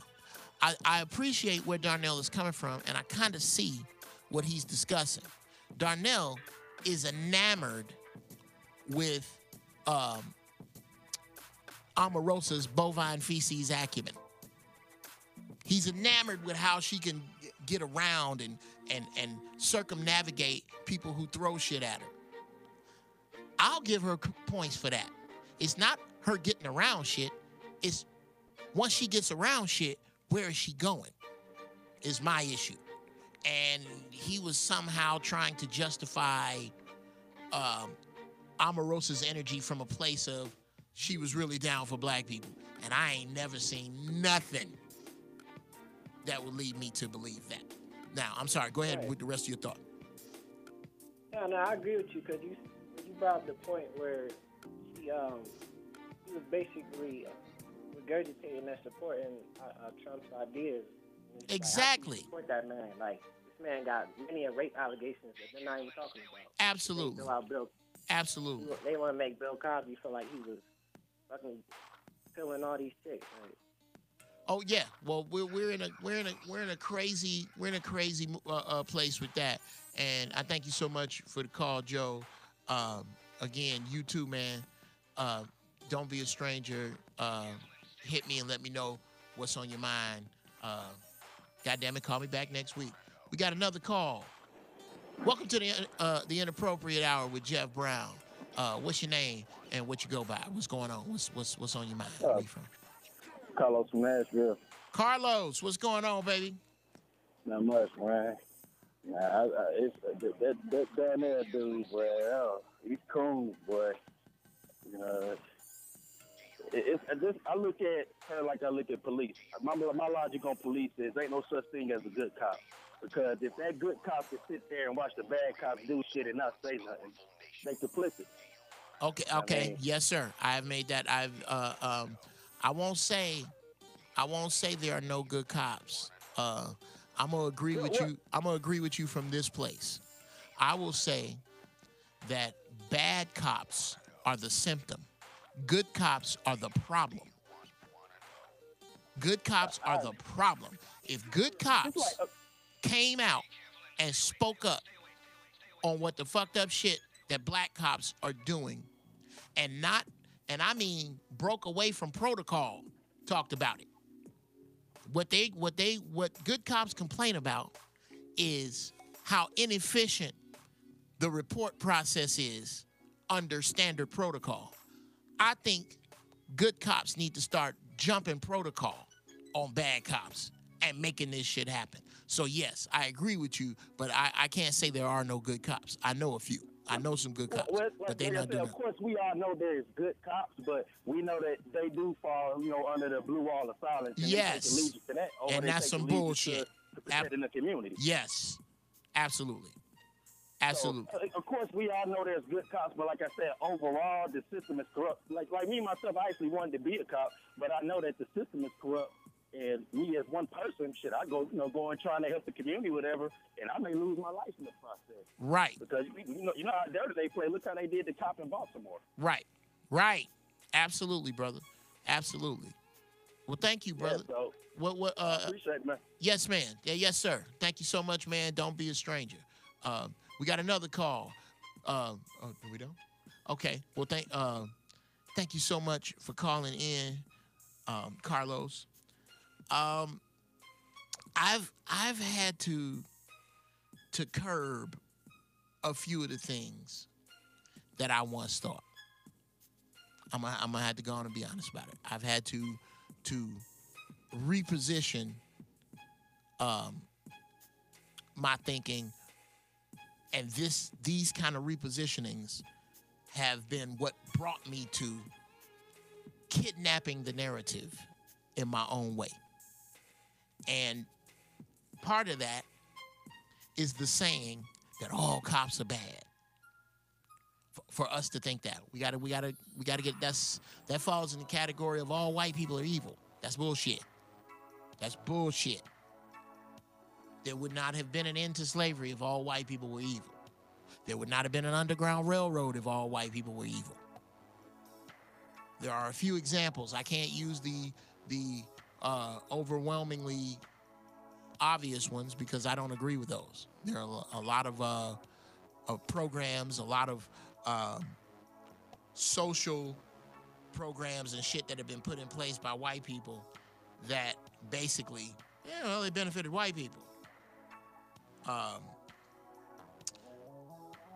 Who do you think is next for a nigga wake up call? How many people betting on big people betting on your man Bill Cosby? Does Charles Barkley need one? Or did Charles Barkley redeem himself with what he did with Alabama and the Senate race that just took place?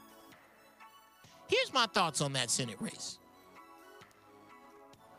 Black people have got to stop jumping around like freshly freed slaves over the lesser of two evils.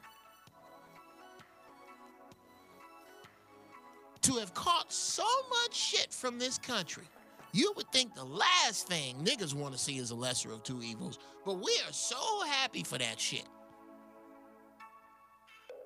Okay, so the pedophile didn't get in. Alabama, what's the other dude gonna do for you? Dear niggas in Alabama, pretty please with sugar on top, stop jumping around for a minute and make an open list of demands. Y'all got abject poverty on the level of a third world country in Alabama. Not to mention good old boys still chasing you to fuck around. What do you want from this new senator? Make it fucking plain and hold his feet to the fire. That's what you're supposed to do. Okay, you done fucked around and fell backwards into getting a horse into this political race through your voting. You've done it. Congratulations. Now, in 4 years, how is Alabama going to be better because of this particular senator?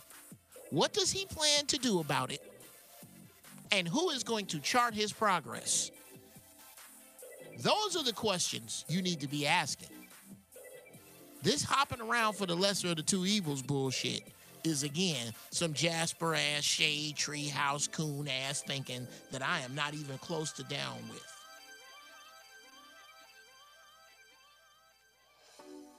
What black celebrity do you think still needs a nigga wake-up call? I want y'all to hit me on YouTube with this. Who needs one? Who's still out there that need to get buzzed over? Hey, dog. Hey, need to get hit on the shoulder. Hey, man. Yeah, you over here with us. And what do we do with them now? To me, I think we should make an example of those like Omarosa. Omarosa should be absolutely banished from black people. She should be put on the same boat that those black preachers were. It's a black preacher, I can't think of his, it's just a cooning ass. The one that did most of the campaign stumping, and then come to find out, this dude was lying about everything. He wasn't even a real Q. He said he was a Q. He wasn't that. Said he went to college. He didn't do that. Said his church was bigger than it was. It wasn't. That dude. All Jasper-ass shade tree house coons should be banished, and we need to start picking them out and getting the fuck rid of them. We have the final call for this show. Welcome to the Inappropriate Hour with Geoff Brown. Congratulations, you are the final caller for today. What is your name, where you from, and what's on your mind? My name's Sean. I'm from California. Sean from California. What's going on, man? Yeah, how you doing? Hey, I like your show. I like you, and thank you. On the What Show, man. You're pretty cool, man. Thank you, brother. I want to call up about a wake-up call I had one time. Yeah. I was working in a company. Okay. And, I was working my way up the ranks, and it's kind of hard. Sometimes you got to, be quiet sometimes. And, I came from the poverty. I came from the ghetto, and, I didn't have much. So sometimes you gotta be quiet, hold your head down to a certain degree to kind of get up there. And I was working and performing good. Okay. And, I was made a manager. Okay. And when I kind of got up to that level, the owner of the company, he didn't want to kick down no extra money. He just said, well, you're the manager, but, and I had a family to feed and stuff. And I started, after a couple of weeks, man, I'm like, what's going on? I got to go in his office and have a meeting, man. Mm-hmm. Like, hey, the manager, I expect some more money with him. Right. And then I had him look across the table and tell me, You lucky you have a fucking job. Wow. And man, right there, I almost flashed. I almost snapped. I almost climbed over the desk and just choked the shit out of him. The only thing I did is I had a lady and kids, man. Sometimes that holds you back. Right. Oh, yeah, bro. You find yourself biting your tongue for your kids? I know, like, you At times you have to, man. It's kind of like the spook that's sat by the door, man. You got to get in there and learn the game. Like Eddie said, you got to get in there and kind of learn how things work. If you didn't go to college, you got to learn as much as you can. Take that knowledge with you, and when you can make that move and get out. Wow. So what happened? What happened after you after he did that? Did you keep the job? Did you stay? What happened?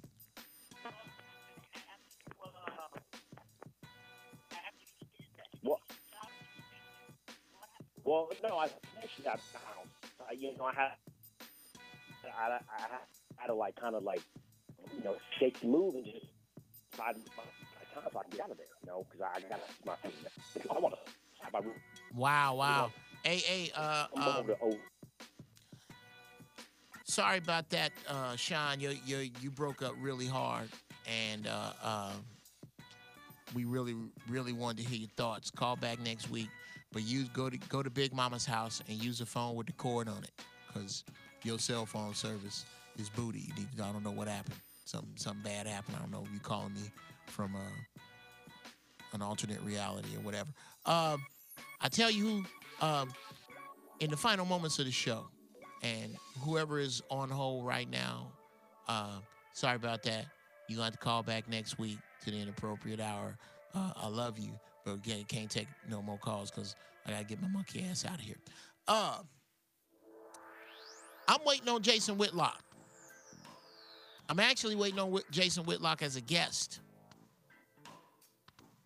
Anybody who know him, tell him, Jeff Brown looking for him.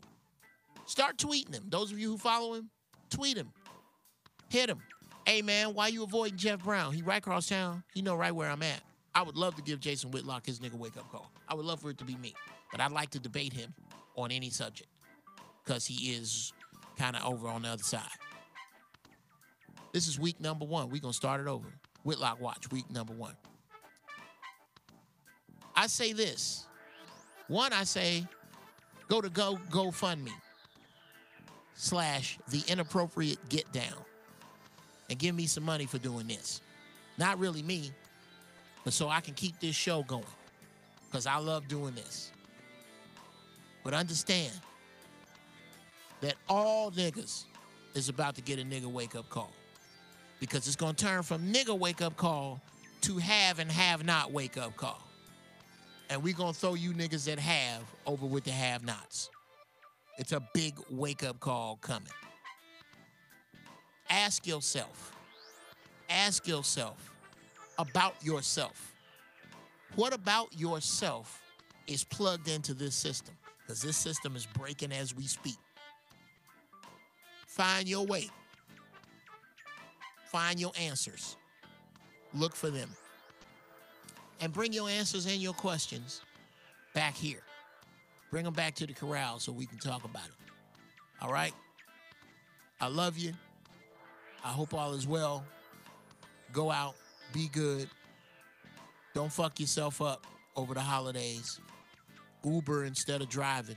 Don't get out there and get drunk and kill yourself and nobody else. Because I would love to have you back here next week. All right?